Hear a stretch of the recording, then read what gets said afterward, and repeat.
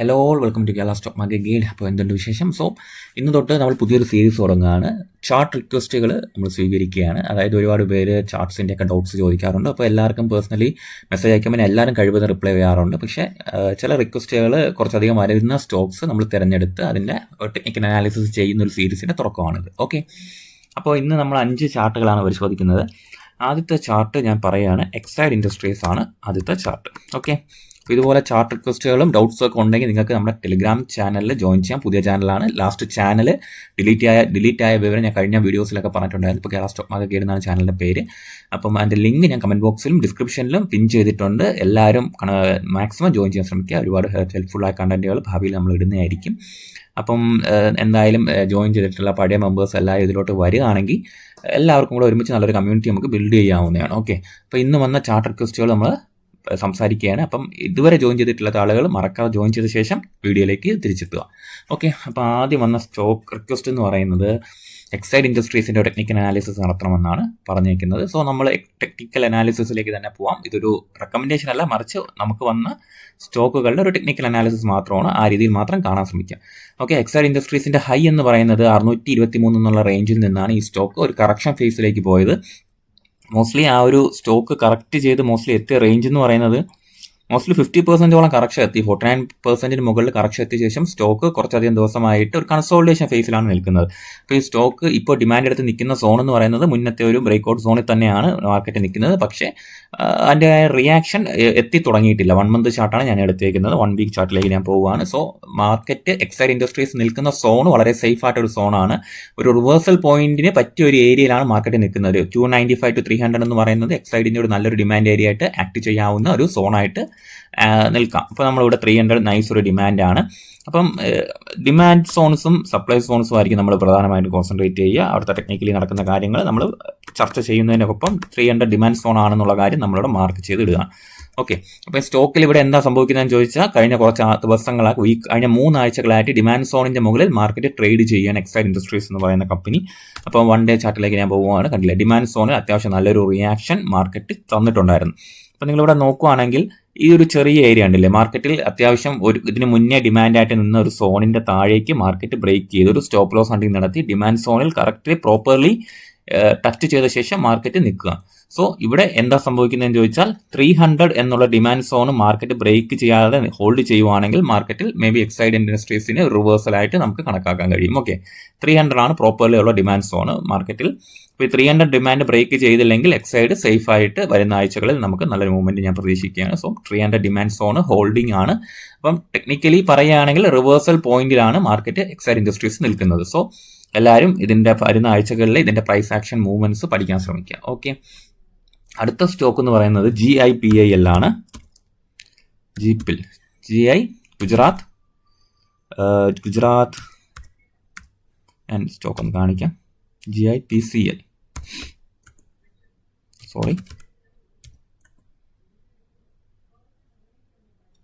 Gujarat industries GIGPIL ആണ്.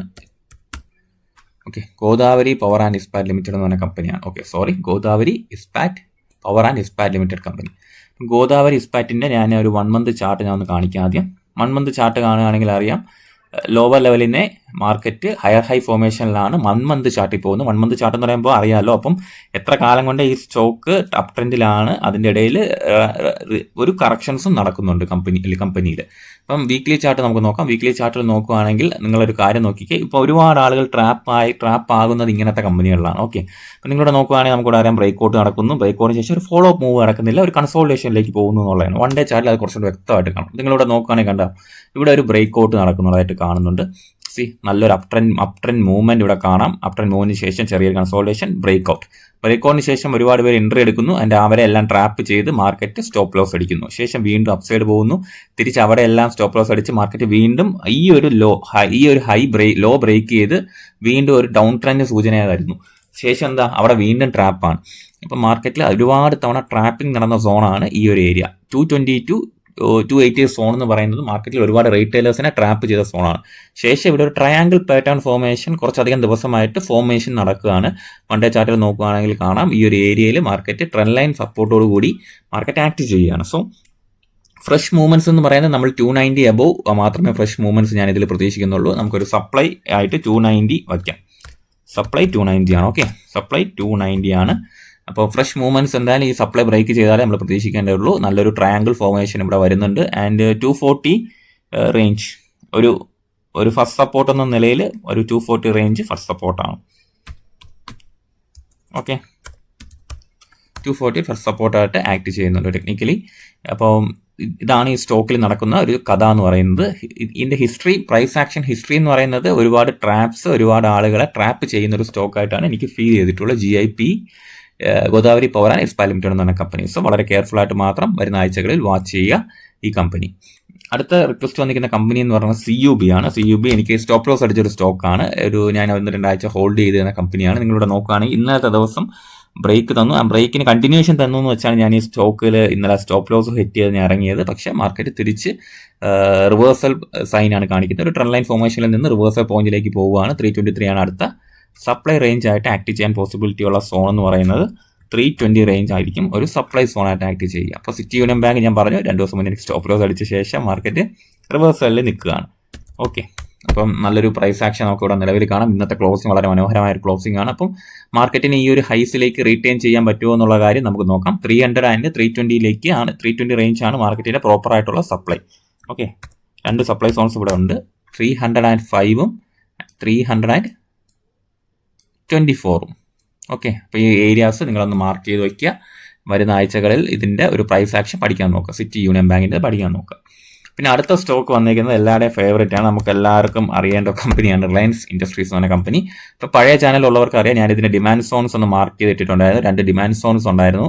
അത് 1370 റേഞ്ചും 1320 റേഞ്ചുമാണ് 2 ഡിമാൻഡ് സോൺസ് മാർക്ക് ചെയ്തിട്ടേക്കുന്നത്. ആൻഡ് മാർക്കറ്റ് ആ ഡിമാൻഡ് സോണിൽ നിന്നും ഒരു റിയാക്ട് ചെയ്ത് മാർക്കറ്റ് നിൽക്കുകയാണ്. അപ്പം നമുക്ക് ഇവിടെ പ്രോപ്പർലി ഞാൻ ഒരു ചാർട്ടിൽ ഒരു മാറ്റവും വരുത്തുന്നില്ല. ഞാൻ ഇപ്പോഴും പറയുന്നത് ഇത് രണ്ടും ആണ് സപ്പോർട്ട് സോൺസ്. ഈ ഒരു ഏരിയ 1320 ആണ് ഇതിൻ്റെ സപ്പോർട്ട് സോൺസ്. ഈ ഒരു റിലയൻസിലൊരു മേജർ കറക്ഷൻ വരിക എന്നുണ്ടെങ്കിൽ ഈ ഒരു ഏരിയ ബ്രേക്ക് ചെയ്ത് കഴിഞ്ഞാൽ മേ ബി ഒരു 1100 1200 റേഞ്ചിലേക്ക് ഒരു കറക്ഷൻ വരാം. മറിച്ച് ഈ ഒരു ഏരിയ 1316 മുകളിലാണ് ട്രേഡ് ചെയ്യുന്നതെങ്കിൽ വലിയ മേജർ കറക്ഷൻസ് ഒന്നും ഞാൻ പ്രതീക്ഷിക്കുന്നില്ല. മേ ബി ഈ ഒരു സപ്ലൈ അബ്സോർബ് ചെയ്ത് മാർക്കറ്റ് വീണ്ടും ഹൈസിലേക്ക് പോകാനുള്ള ഒരു പോസിബിലിറ്റി ഉണ്ട്. അപ്പം നിലവിൽ ഞാൻ എന്തായാലും റിലയൻസിൽ ട്രേഡ് എടുക്കുന്നില്ല, കാര്യം ഒരു വല്ലാത്ത റേഞ്ചിൽ നിൽക്കുകയാണ്. അപ്പം എൻ്റെ ഒരു റിസ്ക് റിവാർഡ് കറക്റ്റ് ആവാത്തതുകൊണ്ട് ഞാൻ ജസ്റ്റ് ഒന്ന് വാച്ച് ചെയ്യത്തേ ഉള്ളൂ. എന്തായാലും മേ ബി ഈ ലോവർ ലെവലിലേക്ക് വരുവാണെങ്കിൽ ഇവിടെ നിന്നുള്ള റിയാക്ഷൻ നോക്കിയിട്ട് നമുക്ക് മനസ്സിലാക്കാം. അല്ലെങ്കിൽ സപ്ലൈസ് മാർക്ക് ചെയ്തിട്ടുണ്ട്, നമുക്ക് നോക്കാം. ഡിമാൻഡ് ഏരിയാസും സപ്ലൈസും നമ്മളിവിടെ മാർക്ക് ചെയ്തിട്ടുണ്ട്. ഓക്കെ, അടുത്ത കമ്പനി നമുക്ക് റിക്വസ്റ്റ് വന്ന കമ്പനി, ഒരു അനലൈസിന് വന്ന കമ്പനി എന്ന് പറയുന്നത് ജിൻഡാൽസോ. ഇപ്പോൾ ജിൻഡാൽസോ എടുത്ത് വയ്ക്കാം. അപ്പോൾ ജിൻഡാൽസോ ഞാൻ ജസ്റ്റ് ഒന്ന് വാച്ച് ലിസ്റ്റിൽ ഇട്ടേക്കുന്ന കമ്പനിയാണ്. ഇപ്പോൾ ജിൻഡാൽസോ മേ ബി നമ്മൾ നോക്കുകയാണെങ്കിൽ അറിയാം, ജിൻഡാൽസോ ഒരു down stay trend line break ചെയ്ത് നിൽക്കുകയാണ്. 1 മന്ത് ചാർട്ടിലേക്ക് നമുക്ക് പോയ ശേഷം 1 ഡേ ചാർട്ടിലേക്ക് വരാം. 1 മന്ത് ചാർട്ട് നോക്കുകയാണെങ്കിൽ ജിൻഡാൽസോ ഒരു കുറേ മാസങ്ങൾ നല്ല രീതിയിലുള്ള ഒരു അപ് ട്രെൻഡ് മൂവ്മെന്റ് നടന്നിട്ടുണ്ടായിരുന്നു. മോസ്റ്റ്ലി നല്ല രീതിയിലുള്ള മൂവ്മെന്റ് നടന്ന ശേഷം ജിൻഡാൽസോ ഒരു കറക്ഷൻ ഫേസിലേക്ക് വരുമായിരുന്നു. മന്ത്ലി ചാർട്ട് നിങ്ങൾ നോക്കി, മന്ത്ലി ചാർട്ട് നല്ലൊരു കറക്ഷൻ ഫേസിലേക്ക് മാർക്കറ്റ് എത്തി. ആൻഡ് മന്ത്ലി റീറ്റസ്റ്റ് സോൺ എന്ന് പറയുന്നത് 104 രൂപയാണ് കേട്ടോ. ആ ഒരു റേഞ്ചിലേക്ക് മാർക്കറ്റ് എത്താൻ സാധ്യതയില്ല. 100-105 റേഞ്ചിലേക്ക് മാർക്കറ്റ് എത്താൻ സാധ്യതയില്ല. 110 റേഞ്ചിലേക്ക് മാർക്കറ്റ് എത്താൻ സാധ്യതയില്ലെന്ന് തോന്നുന്നു നിലവിലെ പ്രൈസ് ആക്ഷൻ കണ്ടിട്ട്. ആൻഡ് 1 വീക്ക് ചാർട്ട് നമുക്ക് നോക്കാം.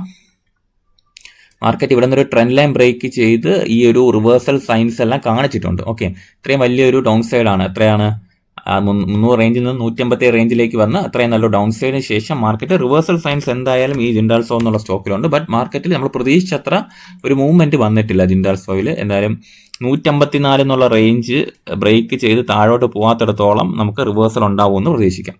ഓക്കെ, 152 എന്നുള്ള റേഞ്ചാണ് മേജർ സോണ്. ഇത് ബ്രേക്ക് ചെയ്ത് കഴിഞ്ഞാൽ വീണ്ടും ഡൗൺ ട്രെൻഡിലേക്ക് പോകും. അല്ലാത്ത പക്ഷം നല്ലൊരു റിവേഴ്സൽ പോയിന്റിലാണ് മാർക്കറ്റ് നിൽക്കുന്നത്. ഇപ്പോൾ നിൽക്കുന്നത് കുറച്ചധികം ദിവസമായിട്ട് ഒരു കൺസോൾട്ടേഷൻ ആണ്. നിങ്ങൾ നോക്കുക, 169-190 ഇടയിൽ ഒരു കൺസോൾട്ടേഷൻ പോയിന്റിൽ ജിൻഡാൽസോ നിൽക്കുകയാണ്. ഓക്കെ, അപ്പോൾ ഈ ഒരു മൂവ്മെന്റ് കണ്ടിന്യൂ ചെയ്യില്ല എന്നുള്ളത് നമുക്ക് കണ്ടു തന്നെ അറിയാം. ടെക്നിക്കലി ഈ സ്റ്റോക്ക് റിവേഴ്സൽ പോയിന്റിലാണ് നിൽക്കുന്നത്. 154 ബ്രേക്ക് ചെയ്ത് വന്നാൽ മാത്രമേ വീണ്ടും ഡൗൺ ട്രെൻഡിലേക്ക് പോകത്തുള്ളൂ.